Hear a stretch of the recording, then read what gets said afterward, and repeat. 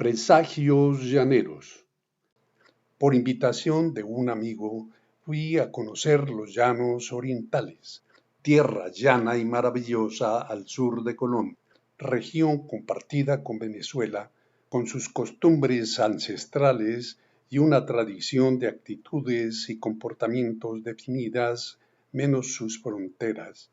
Su grandiosa sabana, sus cantos y bailes mágicos, lugar de industria ganadera como principal actividad comercial. Ah, el llano. El caballo y su jinete con su perro compañero, el arpa, cuatro y maracas, cantando un joropo altanero. Los cantos y sus arpegios que aprecian y valoran mucho el amor por este lugar, por sus mujeres, sus animales, por sus esteros y morichales, a sus caminos, al amanecer o al sol de los venados sobre esta inmensa llanura. Un matiz más de esta variada cultura.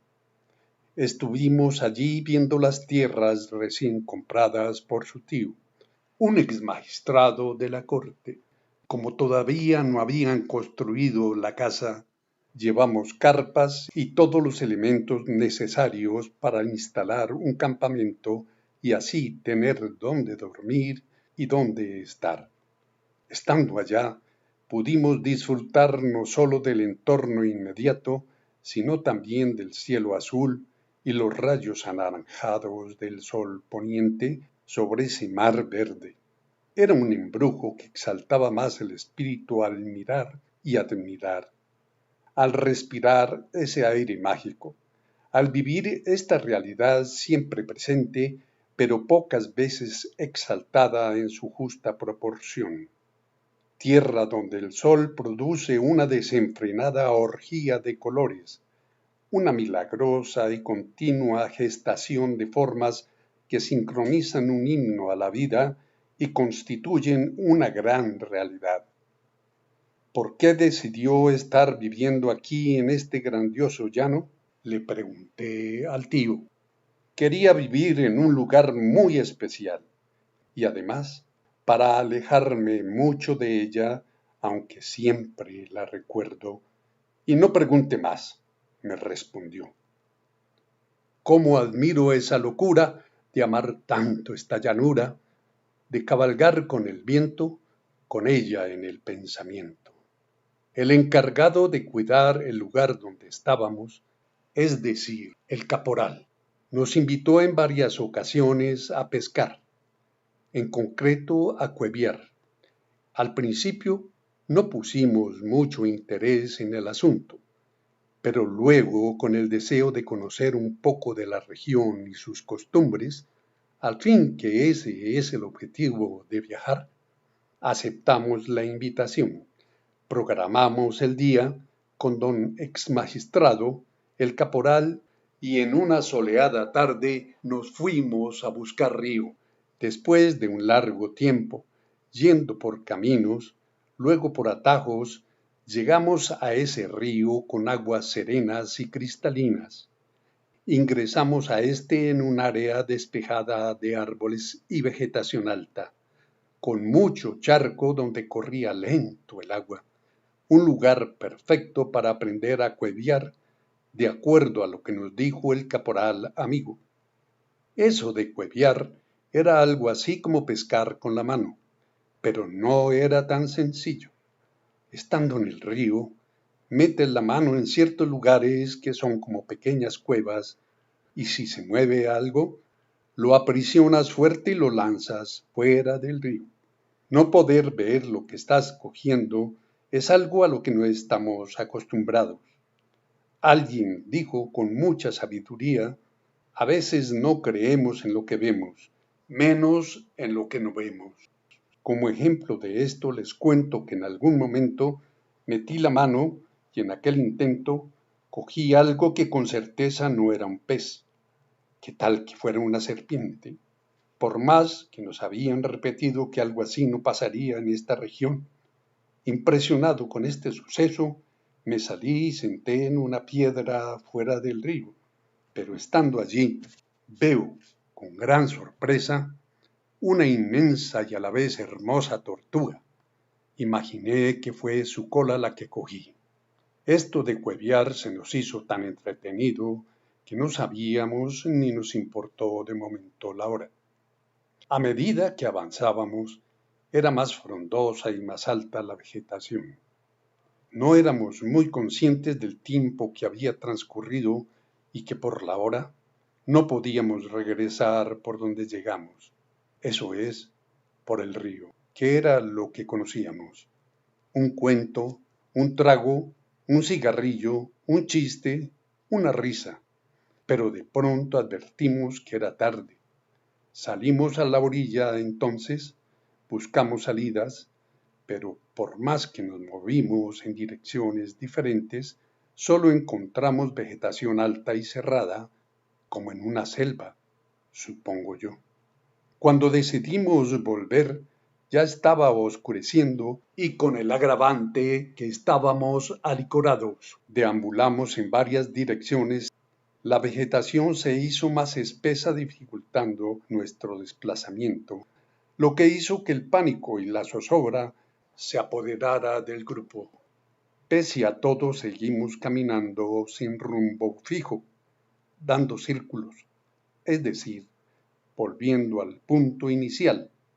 Eso con el caporal, que nos dijo no haberse retirado tanto de su lugar, y menos en estos terrenos tan desconocidos, y así transcurrieron impotentes horas.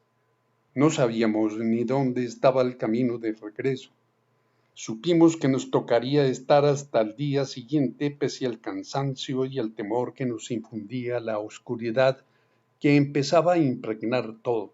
Solo teníamos mucha incertidumbre. En estas circunstancias, donde no pudimos ni sentarnos, hubo necesidad de gritar: no se muevan, porque si alguien lo hacía, podía mover la punta de cualquier rama y así asustar a algún compañero quien podía creer que era un animal que le rozaba. Nos llegó tal oscuridad que por más que abriéramos los ojos no veíamos nada, pero nada es nada. Solo si levantábamos los ojos al cielo podíamos ver esa multitud de maravillosas estrellas en aquella inmensidad, mientras algo cerca de mí hacía un sonido como quiquiricuac. Eso, como una gallina pato, pero también chillido como de micos. Algunos de nosotros sentimos el aleteo que con intermitencia soplaba cerca. Luego alguien dijo: son murciélagos. Era un lugar infestado de micos y murciélagos. Estando ya resignados a pasar la noche en aquel lugar, una incipiente luz pasó frente a nosotros. Se movía errática, lo que nos produjo temor. No podíamos creer lo que veíamos, ni imaginar algo diferente que no fuera de origen sobrenatural, de acuerdo a las conjeturas que se hicieron, y más, creo yo, por el ambiente paranoico que se había creado. Pasado un rato desde esa misma oscuridad, se escucha el ladrido de un perro y luego la luz, que era de una linterna apuntando hacia nosotros. No era de origen sobrenatural ni nada de eso. Era un campesino que estaba de caza, pero qué susto se ha llevado este cazador al ver varias personas en este lugar donde jamás pensó encontrarlas, y menos con esa oscuridad y a esa hora. Con sombrero alado, de aspecto macilento o esquelético, un poco taciturno y seco, con voz grave y profunda, de nombre José Obdulio Montes, hombre de esta región, en una mano nos alumbraba con la linterna, en ese hombro cargaba su escopeta y con la otra blandía el machete como acción refleja de defensa. Tenía la camisa un poco abierta y de su cuello colgaba una camándula con una cruz de madera al centro. Le contamos nuestras peripecias sin imaginar que apenas si empezaban. Luego sentimos un frío tenaz. Va a llover, nos dijo el campesino amigo. Nos vamos a guarecer en una cabaña que no está lejos de aquí y para que no nos afecte la creciente del río que no está lejos. Cayeron rayos y truenos como presagio de tormentas. Aquellas estrellas ya no se podían ver. Debemos irnos, repitió don José Obdulio. Asentimos entonces sin objeciones y más bien con temor de ese clima. Le seguimos de inmediato a pesar de la oscuridad. Llegamos a esa cabaña un poco mojados, pues ya había comenzado a llover, pero no tenían luz eléctrica, solo unas velas prendidas, más la linterna que a veces, solo a veces, la prendía don José Obdulio. Así que describir la casa se hace difícil. Estuvimos al comienzo en un corredor. La lluvia arreció y con el frío del viento que nos impregnaba más, tuvimos la necesidad de ingresar al interior. El salón poco iluminado y el sonido ambiente que provenía de ese torrencial aguacero nos condujo a sentir el ambiente más incómodo y difícil. Todos sentados en el suelo, iluminados solo por esas velas, nos llevaron a sentir el lugar más tétrico, como más misterioso, cuando de un momento a otro escuchamos cadenas que arrastraban afuera en el corredor y poco a poco incrementaban su sonido hasta llegar a la puerta.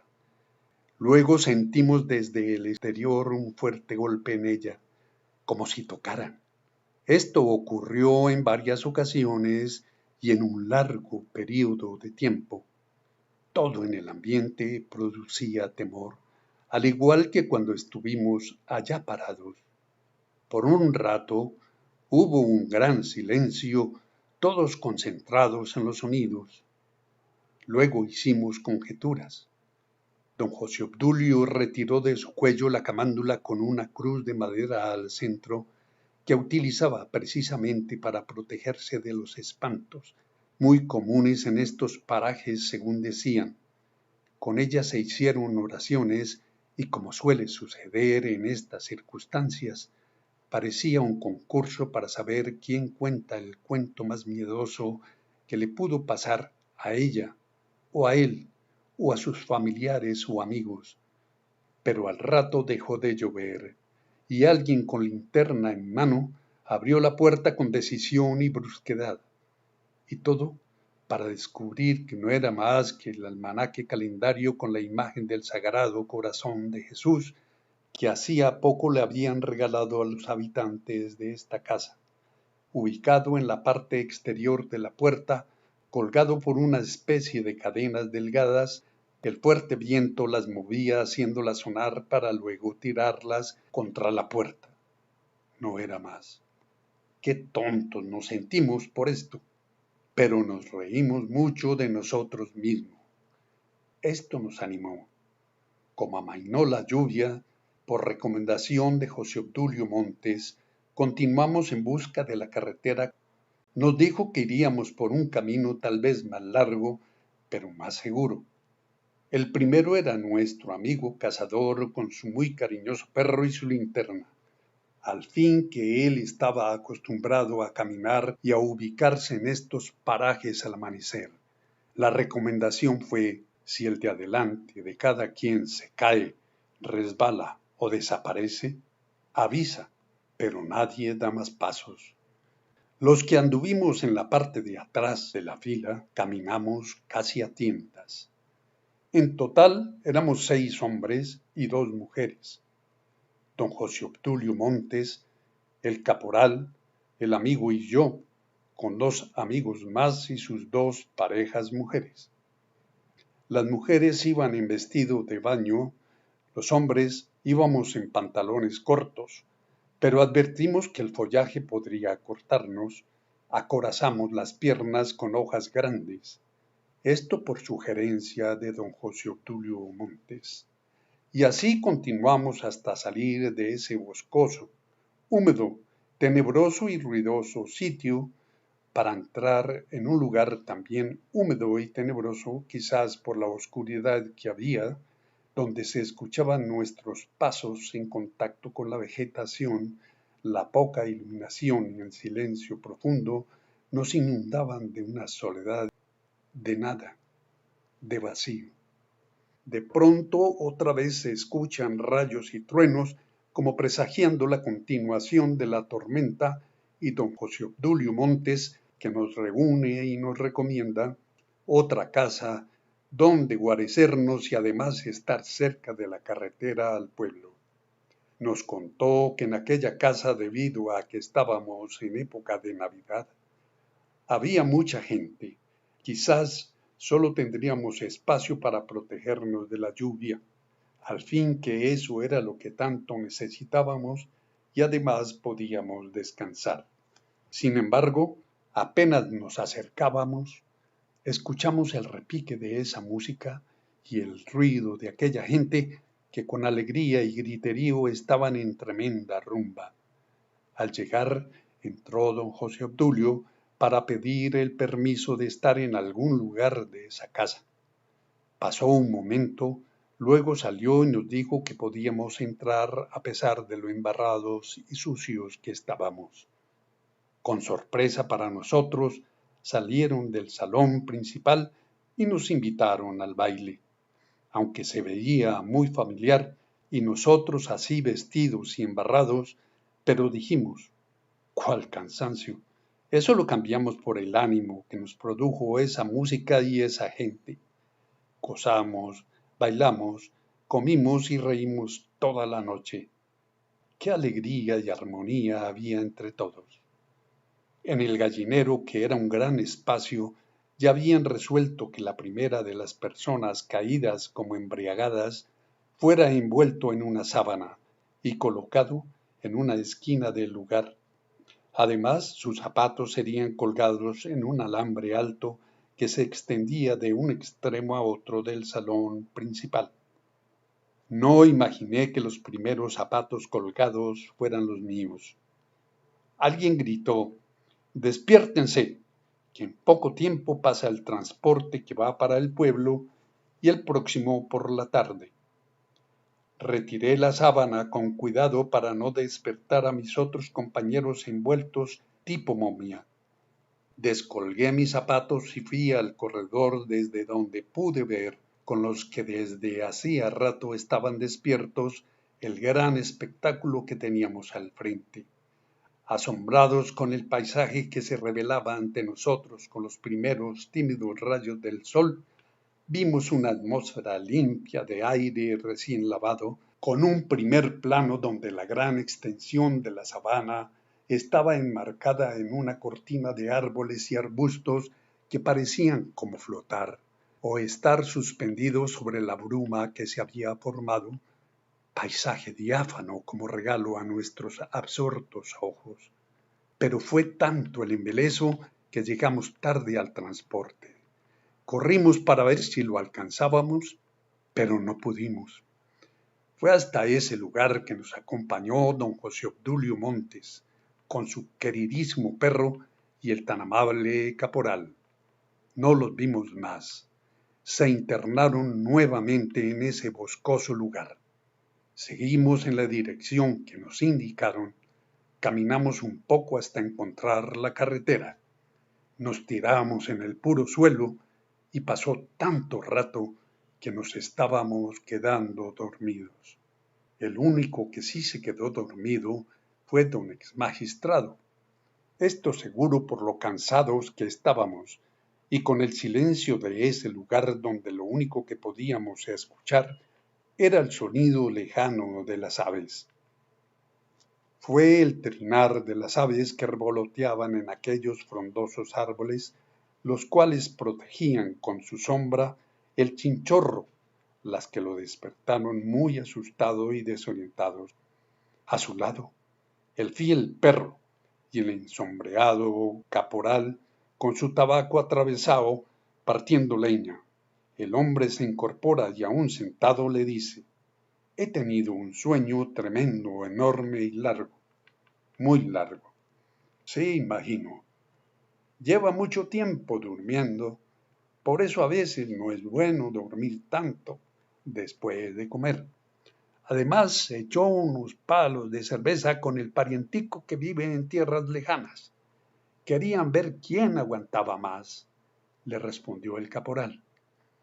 Mira para todos los lados y pregunta, ¿y los demás? Hace tiempo que estamos solo usted y yo, patrón. ¿Por qué me pregunta? Hace unos días tuvieron aquí el catire de su sobrino y el camarita de él. Pero, ¿cómo va a ser? ¿Sabes quién es don José Obdulio Montes? Preguntó con afán. No, patrón, le respondió el caporal. Asombrado entonces pregunta, ¿y de quién es la camándula con una cruz de madera al centro que está allí tirada en el suelo, en el empedrado? ¿Es suya? No, patroncito, nunca la había visto. No es mía,